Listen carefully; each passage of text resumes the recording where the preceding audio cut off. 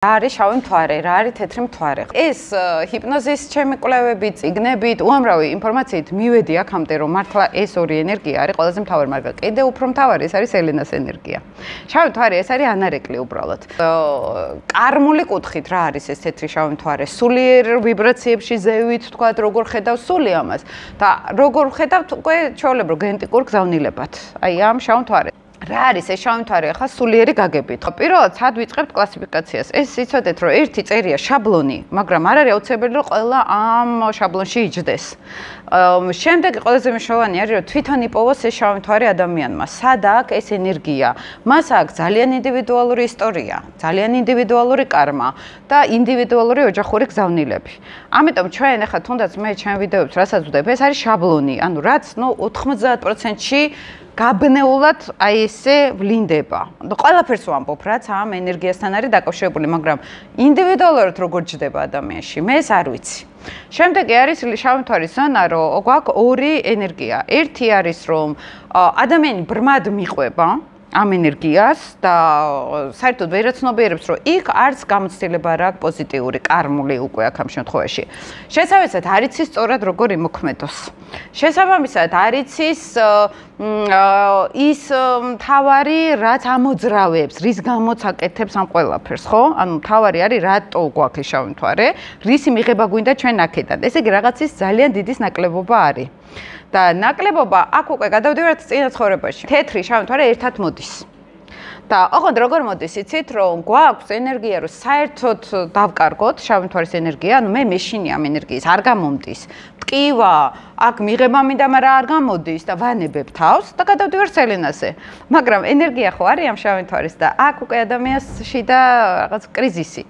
და ნენელა ცხოვრებაც აიძულებს ხოლმე რომ ჩაუგდოს ეს შავი მთვარე და ნენელა ამოწიოს ზევით. ანუ რეალურად მიზანი ჩვენი კი არ არის რომ გავექცეთ ამ ენერგიას. აი რომ ვამბობთ დავამუშაოთ, მაგრამ როგორ ხდება შავი მთვარის დამუშავება? ყოველთვის გავდივართ ტკივილს. თუ რეალურად დამუშავებას ვიწყებთ, ეს არის ძალიან დიდი ტკივილი. თუ ჩვენ ილუზიაში ვართ, აქ პირიქით კარგ რაღაცებს ვიღებთ. მაგალითად, შავი მთვარე კურაში, ძალიან შაბლონურად რო ავიღოთ, დამუშავების გზაზე ადამიანს აქვს ფინანსური კრიზისები, არ აქვს მატერიალური კეთილდღეობა ეს შაბლონში. მაგრამ სიამტვილეში არ აქვს ენერგიის წარმოების უნარი ადამიანს, შინაგანი ენერგია. აი, ქვეცნობიერად რო ჩავღრმავდებიან, აქვთ განცდა, რომ ცხოვრება მიდის და მე გარეთ ვარ სადღაც. ვერ ვასწრებ მისვლას, ხო? აი ამ დინებასთან მაგალითად. შეგვიძლია ესე ავიღოთ.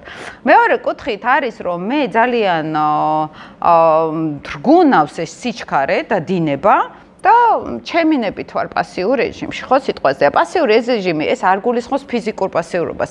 ლიდიტი არის უფრო ღრმაქვეცნობიერი, როგორც პროგრამა. სიამტვილე შეიძლება საერთოდ სხვა რაღაცას ვაკეთებთ, მაგრამ შიგნით არ გვჯერა ამ ყველაფრის. ანუ აქ მედივართ თვით დაურწმუნებლობასთან. ანუ კომპლექსებთან, ღრმა კომპლექსი. ოღონდ ამას ჩვენ ვერ ვხედავთ, მეგობრებო.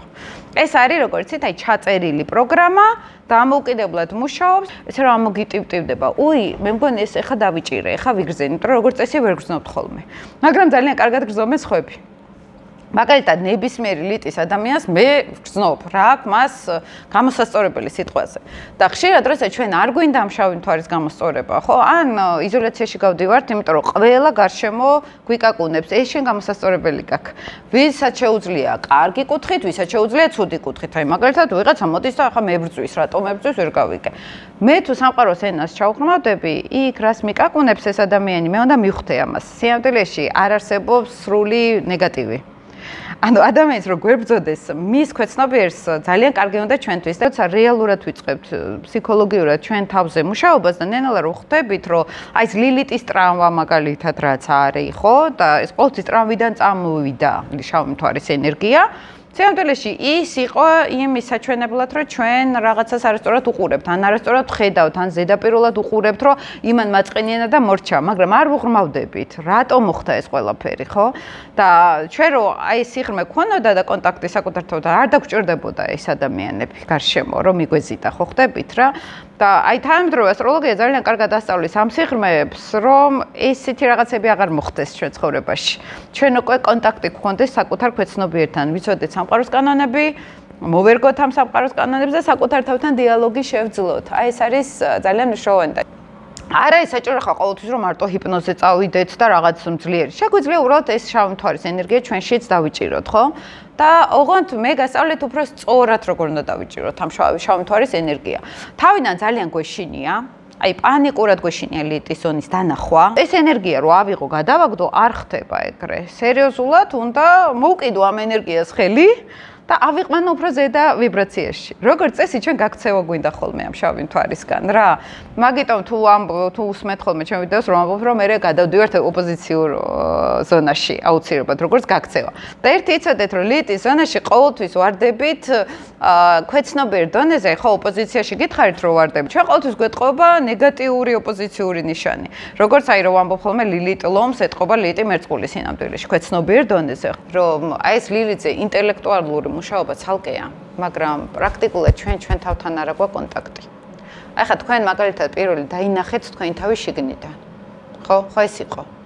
აი დაინახეთ უკვე როგორც ინდივიდი თქვენი თავი, რომ მას უჭირს, მას ტკივა, მას რაღაცები აწუხებს, ხო? და არა ტვინით, არამედ შეგრძნებებით დაინახეთ, ხო? შეგრძნებით შეხვდით თქვენ თავს. ამის გარეშე ჩვენ გონებით მარტო ვერ მივალთ ჩვენ თავთან. ხო ხდებით? ანუ ის თუნდაც ოდნავ ცრემლი წამოვიდა, ემოცია წამოვიდა, ესე იგი თქვენ უცებ შეხვდით იმას, რომ სადღაც გტკიოდათ. კი არ გადაახტით. ხა უცებ სტრესში რო ვართ, რაღაც არ გამოგვდის, არა გვაქვს დრო, ვინმე მოვიდეს და აბა ეხა რას გრძნობ გითხრან, ხო? და ჩვენ ვახტებით ამ ემოციებს, ჩვენ არ ვცხოვრობთ. აი ეს უნდა ვიცხოვროთ. და აი თქვენ რო თქვა დიტიროთ, თქვენ ამით თქვენ ქვეცნობიერს ეუბნებით, რომ მე ვიგრძენი რომ მეთკინა, მე გრძნობ ამას, რომ აქ კრიზისი მაქვს და მე ამას ცხოვრობ, ანუ რეალობას ვეწევი, ხო ხდებით? და როცა ჩვენ აი ამ ქვეცნობიერთან არა გვაქვს კონტაქტი, ჩვენი ქვეცნობიერი წარსულში გვამყოფებს. ერთადერთი წარსულში ვართ რა, ჩვენი ემოციები, ყველაფერი წარსულში. და ცხეული მიდის დროში, ოღონდ ფსიქიკა ვერ ეწევა ყველაფერს. ჩვენ ფსიქიკაში ეს მეები არის სხვადასხვა დროში ჩარჩენილი. აი რო ვერ ვიცხოვრეთ ის ისტორიები არის.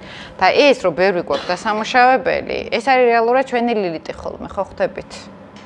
აი ეს უკვე აი ფსიქოლოგიური ლილიტს გეუბნებით რა, აქ ტრამვები იყო, აქ დრამები იყო და ამას მხოლოდ ინტელექტით და ესე დალაპარაკებით ვერ ვცვლით. თუ ჩვენ ემოციური კონტაქტი არ გვექნათ, რომ მე და დავამშვიდო ჩემი თავი, კონტაქტზე გავიდე ჩემ თავთან. ვიღაცასთან პირდაპირ ინტელექტზე უნდა გავიდეთ, ვიღაცასთან ემოციებით უნდა გავიდეთ, ხო? აქ ინდივიდუალური არის ხოლმე მიდგომა.